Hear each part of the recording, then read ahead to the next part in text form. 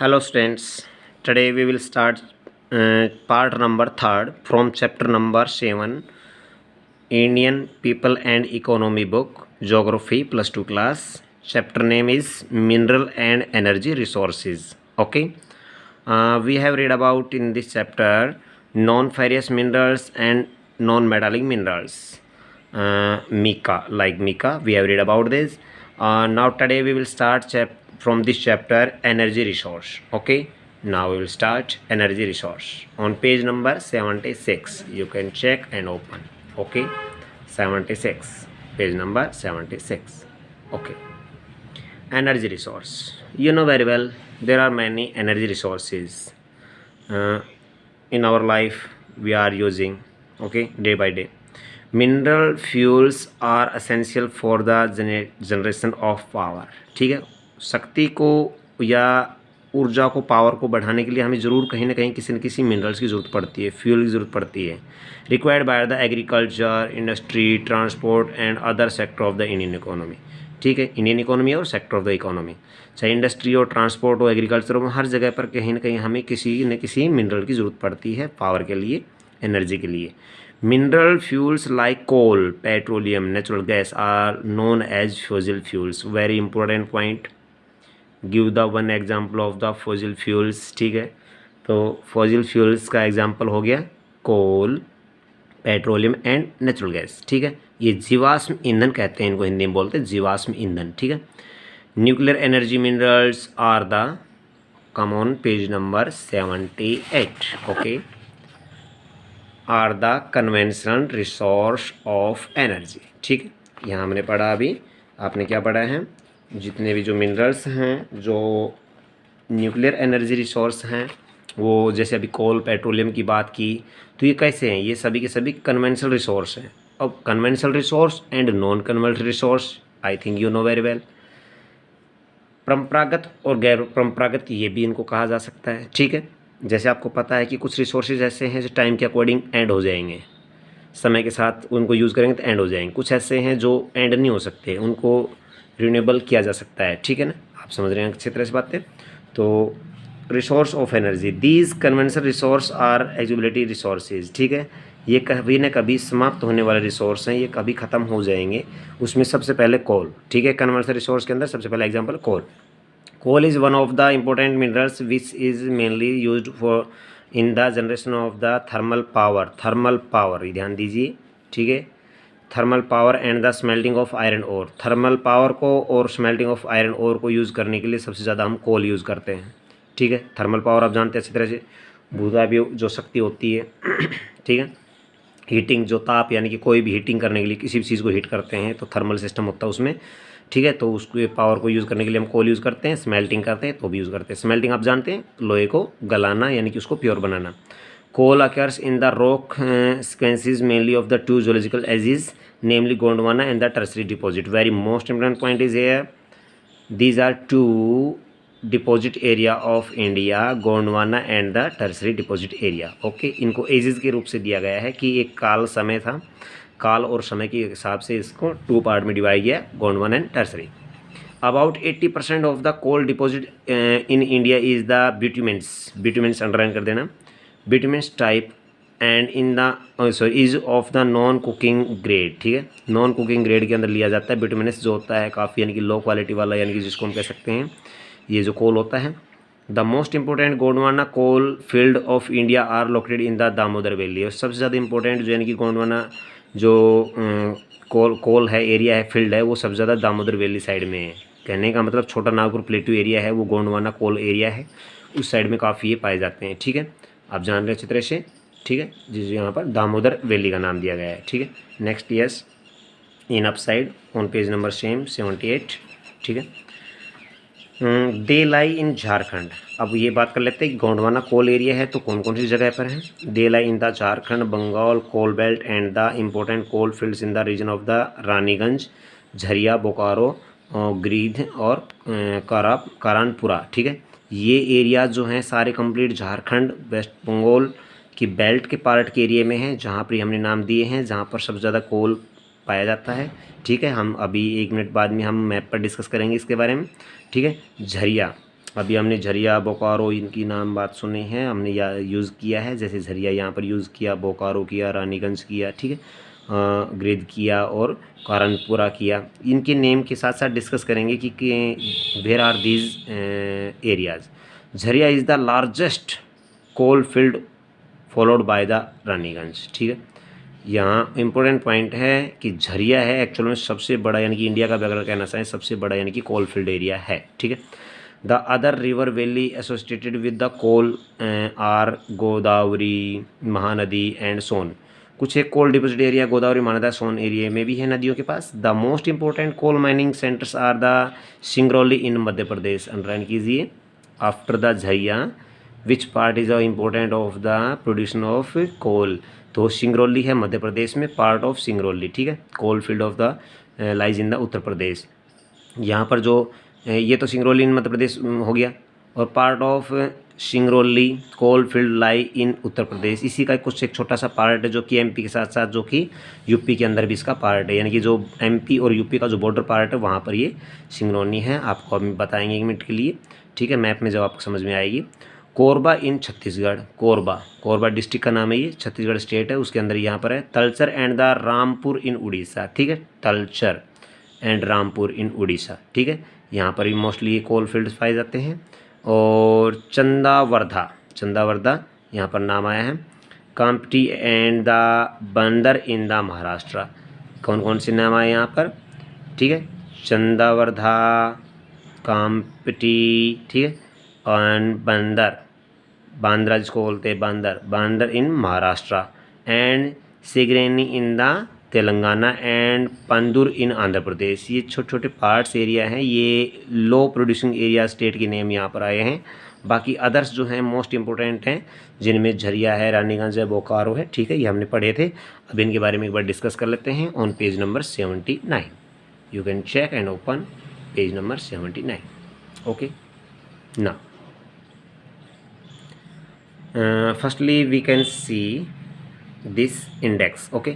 कोल fields same ऐसे show किया गया है, कोल माइन को ऐसे शो किया गया है, ठीक है, ये साइन दे रखे हैं। ऑयल फील्ड्स हैं, ठीक है, बट मोस्टली हमें क्या देखना है, कोल फील्ड और कोल माइन, ठीक है। तो कोल फील्ड और कोल माइन, और आपको पता है जहाँ कोल फील्ड्स होंगे वहीं कोल माइनिंग मिलेगी। जैसे कि नज़दीकी आप देख रहे हैं यहाँ पर, जैसे अभी आपने देखा यहाँ पर कि नेवेली है, वो तमिलनाडु के अंदर है, जो कि अपने आप में कोल फील्ड एरिया है, कोल माइन भी वहाँ पर है, ठीक है। सिंगरेनी की हम बात कर रहे थे, सिंगरेनी यहाँ पर जो है आप देख सकते हैं इन आंध्र प्रदेश, ठीक है, जो बॉर्डर जहाँ पर तेलंगाना का और आंध्र प्रदेश का जो बॉर्डर पार्ट एरिया है वहाँ पर सिंगरेनी है, ठीक है। उसके बाद में एक बेल्ट बन चुकी है, ये एक बेल्ट है कंप्लीट, देखा जाए तो ये अप साइड से और डाउन साइड में जो बेल्ट बनी हुई है, ये बेल्ट यहाँ पर शो की है, फिर ठीक है। तलचर है, कोरबा है, सिंगरौली जो कि यूपी और एमपी की हम बात कर रहे थे, ठीक है। तो ये एरिया जो यहाँ पर है ये सिंगरौली है, ठीक है। ये बोकारो है, झरिया है, रानीगंज है, ये वेस्ट बंगाल में, और छोटा नागपुर प्लेटू मैंने बताया था आपको, ये एरिया छोटा नागपुर प्लेटू एरिया है मोस्टली। यहाँ पर ये जो कोल फील्ड्स के सबसे इम्पोर्टेंट पॉइंट्स यहाँ पर हम देख सकते हैं, समझ सकते हैं, ठीक है। इसके अलावा कुछ असम साइड में हम बात करेंगे, असम और अरुणाचल प्रदेश साइड में, तो यहाँ पर माकुम है, मोरान है, ठीक है। ये कुछ ऐसे एरियाज़ हैं जो मोस्टली वहाँ भी कुछ एरिया में छोटे पार्ट में वहाँ पर कुछ कोल फील्ड्स के एरियाज़ हैं। बाकी इस एरिया में ऑयल फील्ड्स का एरिया भी ज़्यादा है, जिसमें नाहरकटिया और डिगबोई सबसे ज़्यादा इंपॉर्टेंट है, वेरी इंपॉर्टेंट, जो अब आगे हम पढ़ेंगे। अभी हम कोल के बारे में पढ़ रहे थे, ओके। तो नेक्स्ट पेज पर आइए, पेज नंबर 80। कोल के बारे में हमने पढ़ा, गोंडवाना एरिया पढ़ा। टर्सरी की बात कर लेते हैं। टर्सरी कोल्स अकेयर इन आसाम, ठीक है। अभी जो हम आसाम की अरुणाचल प्रदेश की बात कर रहे थे बेटा, वो टर्सरी कोल एज वाला एरिया है, ठीक है। और जो अभी हमने जितने भी डिस्कस किए थे, जो ये झारखंड, झरिया, रानीगंज, ठीक है, नवेली वगैरह जो किए थे हमने, ये सभी के सभी गोंडवाना एज वाले हैं, ठीक। तो नॉर्थ ईस्टर्न स्टेट्स के अंदर जो कोल डिपॉजिट एरियाज़ है उसको क्या कहेंगे, टर्सरी एज कोल एरिया, ठीक है। Arunachal Pradesh, Meghalaya, Nagaland, it is extracted from the Darangiri, ठीक है, चिरापुंजी, मेवलोंग एंड लार्जिन जो मेघालय के अंदर है, माकुम, ठीक है। जयपुर एंड द नजरा इन अपर आसाम, अब ये मत करना जयपुर ये राजस्थान कैपिटल का नाम है, नो, ये एक डिस्ट्रिक्ट है छोटा सा, ठीक है, जो कि आसाम के अंदर है। यो Namchik Namphuk Arunachal Pradesh and the Kalakot Jammu and Kashmir, यहाँ एक कालाकोट और जम्मू कश्मीर की बात आई है, अदरवाइज अदर स्टेट जितने भी हैं सारे ये असम और अरुणाचल प्रदेश के अंदर हैं, जिसके अंदर वहाँ के जो डिस्ट्रिक्ट्स के नेम बताए गए हैं उन डिस्ट्रिक्ट्स में मोस्टली ये टर्सरी कोल जो है वो पाया जाता है। कहने का मतलब हिमालयन रीजन एरिया है, जो नॉर्थ ईस्टर्न स्टेट्स जो भी हैं 7 सिस्टर्स, उसमें जितने भी कोल्ड फील्ड्स हैं वो सभी किस में आएंगे, टर्सरी एज वाले में आएंगे। Clear, done.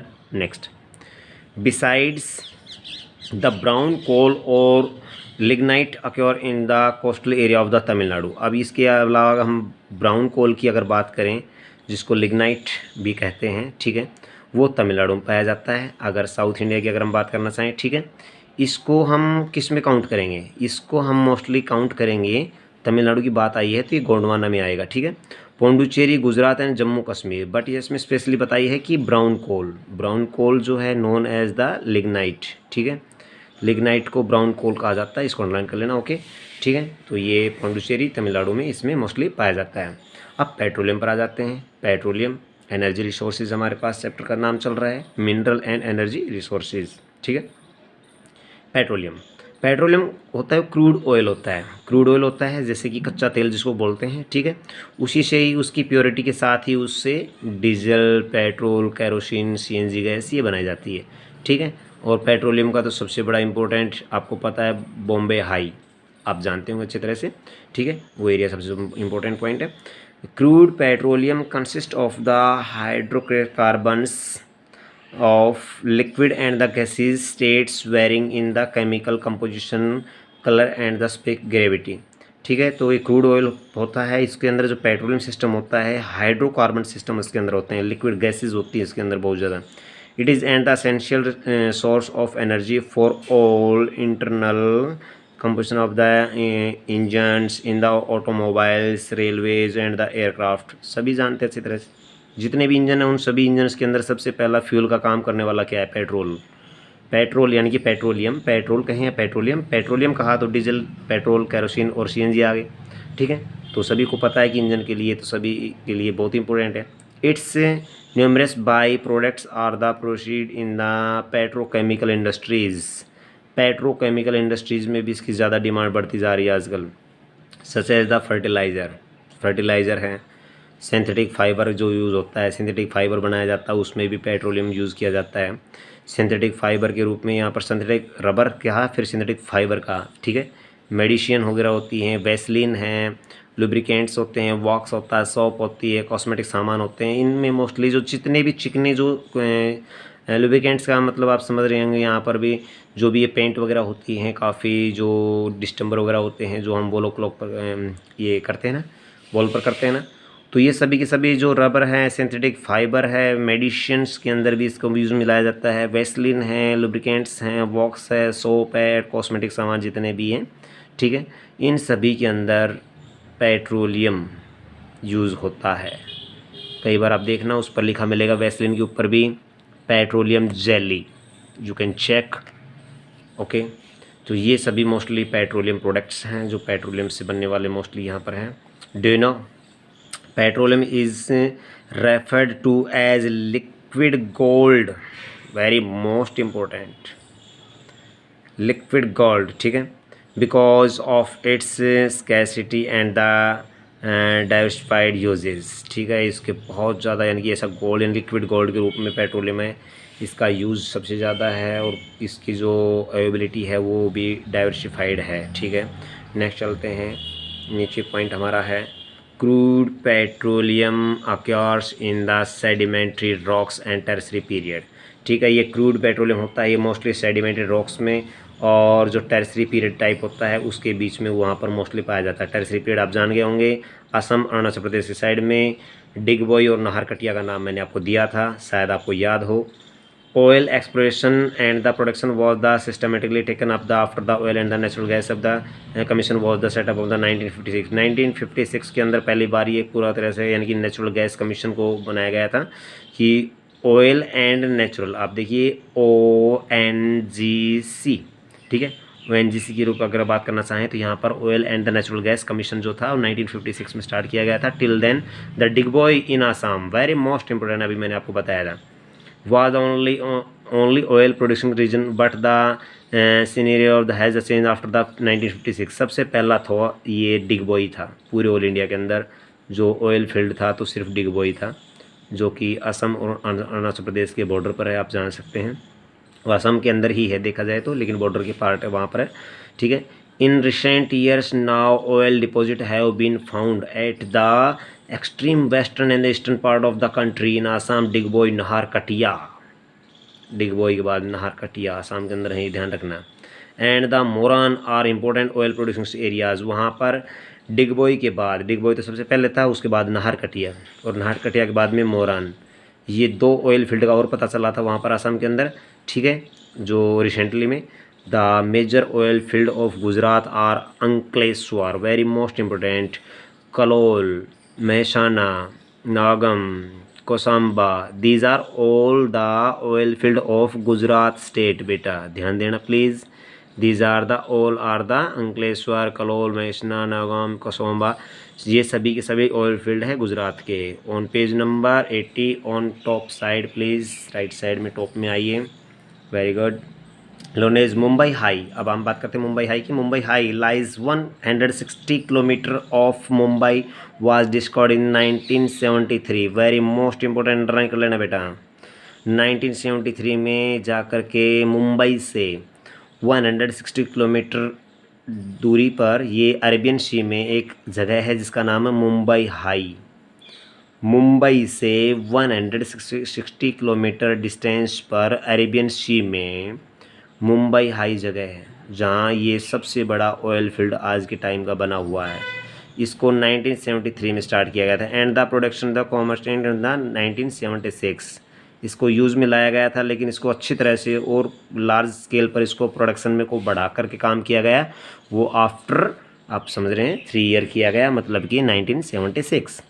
Oil and the natural gas have been found in the exploratory wells in the Krishna, Godavari and Kaveri basin on the east coast। East coast के अकॉर्डिंग भी अगर हम बात करना चाहें तो कृष्णा, गोदावरी जो और कावेरी रिवर है उसके आसपास के एरियाज़ के पास भी कुछ एक नेचुरल गैसेज और पेट्रोलियम के मिलने की कुछ बातें बताई जाती हैं। Oil extract from the wells is crude oil, ठीक है, जो तेल होता है इसको जो हम कुएँ बनाकर इसको निकालते हैं, बाहर निकालते हैं, तो क्रूड ऑयल टाइप का होता है। एंड कंटेन्स मैनी इम्प्योरिटीज़, और इसके अंदर बहुत ज़्यादा इम्प्योरिटीज़ होती है, मतलब जब ये निकालते हैं इसको डायरेक्ट तो उस समय बहुत ज़्यादा इसमें इम्प्योरिटीज़ होती हैं। It can not be used directly, ठीक है, बिल्कुल ये मत सोचना कि पेट्रोल निकल रहा है और डीजल निकल रहा है और इसको हम डायरेक्ट यूज़ कर सकते हैं, नो, हम इसको पहले रिफाइन करेंगे उसके बाद में इसको यूज़ करेंगे, ठीक है। It needed to be refined, very important, refined आप समझ रहे हैं। There are 2 types of the refineries in India. Number 1 field based and market based. Field based का मतलब जिस फील्ड के अंदर जहाँ पर होता है, जिस एरिया में कि फील्ड इतना बड़ा है कि वहाँ से जो रेलवे लाइन सिस्टम है, रेलवे के टैंकर को फिल करके पूरी ऑल इंडिया में सेंड करना है, तो वो फील्ड बेस्ड हो गया कि किसी भी क्षेत्र के रूप में। और मार्केट बेस्ड हो गया, जैसे मान लीजिए सपोज कीजिए आप देख रहे हैं कि कहीं ना कहीं जैसे कि पेट्रोल पंप बनाए जाते हैं तो उनके आसपास के एरिया में कहीं ना कहीं एक छोटा सा रिफाइनरी बना दी जाती है। जैसे आपने मथुरा का नाम सुना होगा, मथुरा के अंदर भी जो रिफाइनरी है वो काफ़ी बड़ी है देखा जाए तो, वो हो गई है क्या, फील्ड बेस्ड। और जो मार्केट बेस्ड की अगर हम बात करें तो हम अभी एट प्रेजेंट जो बिलोंग कर रहे हैं तहसील बावल, डिस्ट्रिक्ट रेवाड़ी, ठीक है, तो यहाँ पर करनावास का नाम आपने सुना होगा। जो अगर हम बावल से रेवाड़ी की तरफ या रेवाड़ी से बावल की तरफ जाते हैं NH 8 को क्रॉस करके, तो वहाँ पर करनावास आप देख सकते हैं, एक जगह है वहाँ पर जो इनकी विलेज है, साइट है, वहाँ पर भी इस तरह के पेट्रोलियम की काफ़ी रिफाइनरी लगी हुई है। Digboi is an example of the oil field based of the Barauni is the example of the market based refinery. यहाँ पर बरौनी का नाम इसे एग्जाम्पल दिया है, ठीक है, और डिगबोई है वो ऑयल फील्ड के रूप में यहाँ पर एग्जाम्पल दिया, उन्होंने अपना दिया है, हमने अपने तरफ से अलग से बताया आपको। Okay, there are 21 refineries in India as on the June 2011, very important point, 21 refineries हो चुकी हैं 2011 में। फिगर 7.6 शो करती है इस चीज़ को, हम आप देखेंगे भी आगे। Identify the states in the which these are located, ठीक है, तो सबसे पहले एक बार चेक कर लेते हैं। जो कि ऑयल फील्ड्स के पीछे हमने बात की थी, पेज नंबर 80 पर एक बार प्लीज़ दोबारा से आइए। ओके नाउ ऑयल फील्ड्स ये ऑयल फील्ड्स हैं, ठीक है। ऑयल फील्ड्स के साथ में हम चलते हैं गुजरात की तरफ। पहले चलते हैं गुजरात में आपने देखा है कलोल है, ठीक है। उसके बाद में अंकलेश्वर है, वेरी वेरी मोस्ट इम्पोर्टेंट। और ये जो पाइपलाइन आपको नज़र आ रही है यहाँ से, ये HBJ H for Hazira, V for Vijaypur और J फॉर जगदीशपुर। V को BB बोला जाता है, इस बात का ध्यान रखना। इसको हम BB लिख सकते हैं, ठीक है, B, ठीक है। और विजयपुर एक बात है, HBJ यानी कि इसको HVJ के नाम से भी जाना जाता है, कई बार इसको HBJ भी बोला जाता है, ठीक है। ये एक पाइपलाइन है जो सबसे बड़ी पाइपलाइन है पेट्रोलियम की, ठीक है। इसके बारे में हम डिस्कस करेंगे पाइपलाइन का, जब टाइम आएगा हमारे पास। पाइपलाइन ट्रांसपोर्ट के अंदर है, उसमें हम बात करेंगे। तो हम बात कर रहे थे एट प्रेजेंट ऑयल फील्ड्स की, ठीक है। ऑयल फील्ड्स में कलोल हो गया, अंकलेश्वर हो गया, और बेसिन पार्टी के एरिया है छोटा सा, ये है मुंबई हाई, ठीक है। मुंबई आपने पढ़ लिया है, मुंबई हाई, ठीक है। उसके बाद में हम चलते हैं असम की तरफ, ठीक है। आप जानते हैं अच्छी तरह से, असम के बारे में डिस्कस कर चुके थे। डिगबोई है और ये नाहरकटिया है, ठीक है, नाहरकटिया। तो इस तरह से ये सभी आपने देख लिए हैं। यहाँ पर ये काफ़ी ऑयल फील्ड्स थे। अब नेक्स्ट पेज पर आइए हैं, अब हम बात करते हैं, डिस्कस करते हैं नेचुरल गैस पर, ठीक है। नेचुरल गैस, और नेचुरल गैस नेक्स्ट वीडियो में हम पढ़ेंगे। ओके, आज के लिए इतना ही काफ़ी है। Okay bye.